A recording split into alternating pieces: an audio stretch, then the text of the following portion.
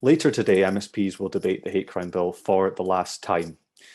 It's fair to say this legislation has proved highly controversial. It's managed to unite groups as disparate as the Roman Catholic Church and the National Secular Society in mutual opprobrium.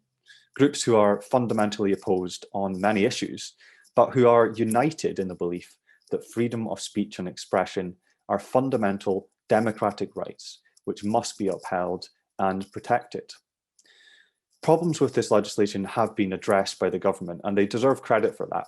The move to intent raised the threshold for offending, and other changes have helped to clarify some of the key terminology in the bill.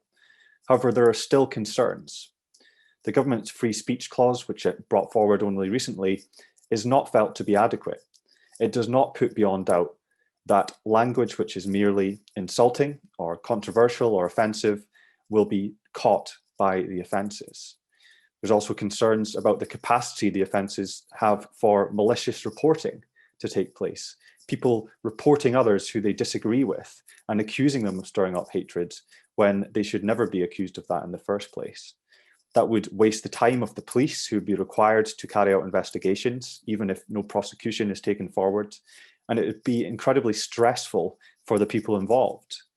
Women's groups in particular are worried about this. They recognise that simple statements on the nature of biological sex and gender are deemed abusive and transphobic in society. What will happen to them if these offences come into force? Another concern is to do with the lettering of the legislation itself. It's reminiscent of previous legislation on offensive behaviour at football. The Offensive Behaviour at Football Act was passed in 2012, but repealed only 6 years later, because it was problematic. It failed to work in practice. It resulted in ordinary working class football fans being dragged through the courts before having cases thrown out. If there's any risk that the hate crime bill could lead to this same scenario playing out, MSPs need to think carefully about whether they want to pursue this line again and risk history repeating itself. There's another option here. MSPs can choose to defer scrutiny of these proposals into the next Parliament. It's only been 10 months since the hate crime bill was introduced. That's not a long time, especially for proposals which are as controversial and complex as these.